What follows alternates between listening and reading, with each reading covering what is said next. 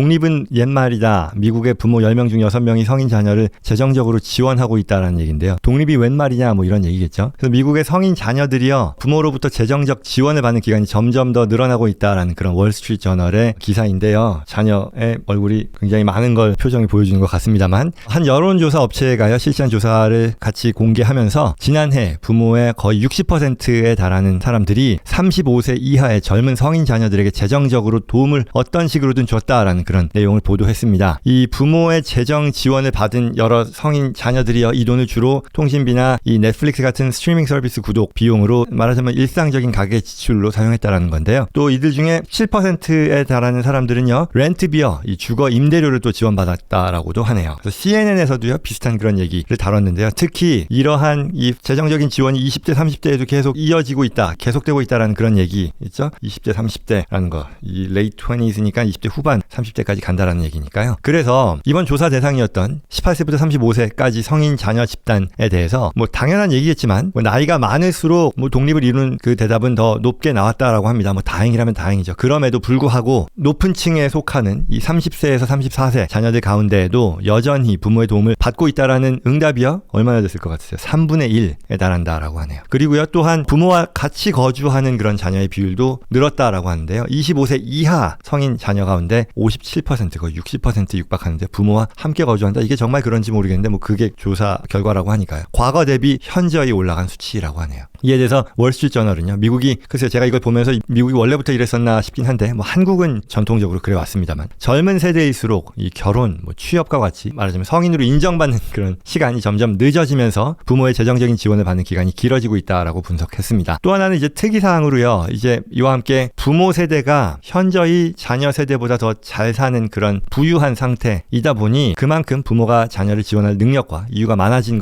상황인 거죠. 이게 뭐 전 세계적인 공통 상황이 아닐까 싶은데요. 부모 세대보다 더 가난한 세대라고 해야 될까요? 이것 또한 부모의 재정적인 지원 기간이 늘어나는 또 다른 이유라고 했네요. 지난 한 20여 년 동안 자녀에 대한 부모의 지원, 재정적인 지원 추세를 어떤 피츠버그 대학의 한 경제학 교수가 연구를 했는데, 그의 연구 결과에 따르면 이렇다고 하네요. 자녀가 부모로부터, 뭐 이게 뭐 뻔한 얘기긴 한데, 용돈을 받아 쓰는 기간이 점점 갈수록 늘어나고 있는데, 결국 성인 자녀 전체를 놓고 봤을 때 한 15% 정도는 적어도 한 번은 늘 매년 용돈을 받아 썼다라는 그런 얘기거든요. 그런가 싶은데요. 그리고 또한 특정 시점을 놓고 봤을 때 부모로부터 재정적 지원을 성인이 된 이후에 저기 있는 자녀를 놓고 보면 거의 절반을 넘어선다라고 설명하네요. 그러니 뭐 이런 비율이 실제로 비율의 변화라는 것도 있지만, 그보다 더 큰 것은 이제 더 오랜 기간, 앞서 말씀드린 것처럼 나이가 더 들었는데도 불구하고 부모로부터 재정적 지원을 받는, 그게 더 주목할 만한 그런 상황이라는 거죠. 그래서 이제 덧붙이는 것은, 월스트리트 저널에서는 예전 세대를 놓고 보면 같은 성인이어도요, 20대 초반이면은 대체로 이제 자녀들이 독립을 한 건데, 그러니까 20대 초반, 뭐 중반이면 독립을 하는 건데, 이제 상황이 달라진 거죠. 그래서 앞서 비슷한 얘기입니다만, 성인 자녀들이 이제는 뭐 주거비, 집값 뭐 다 올라간 거잖아요. 그리고 생애 첫 이 주택 구입, 독립하는 것들이 필요한 어떤 그런 요소들이 있는데, 그걸 더 많은 자금이 필요하다 보니 이걸 점점 더 미루는 그런 경향, 한국이 많이 그렇다고 하는데 미국도 마찬가지인 것 같습니다. 그만큼 변화된 사회상을 보여주는 뉴스였는데요. 비슷한 것 같습니다. 전 세계적으로 하는 생각을 하게 됩니다. 어른들이 좀 더 사회생활을 더 오래 하는 거죠. 평균 연령도 높아지면서 은퇴 시기도 더 늦어지고, 또 자녀들은, 젊은 세대들은요, 사회에 진출하는 그 시기가 또한 늦어지는 것 아닌가 싶은데요. 평균 연령도 높아지고요. 그러다 보니 결과적으로는 조금씩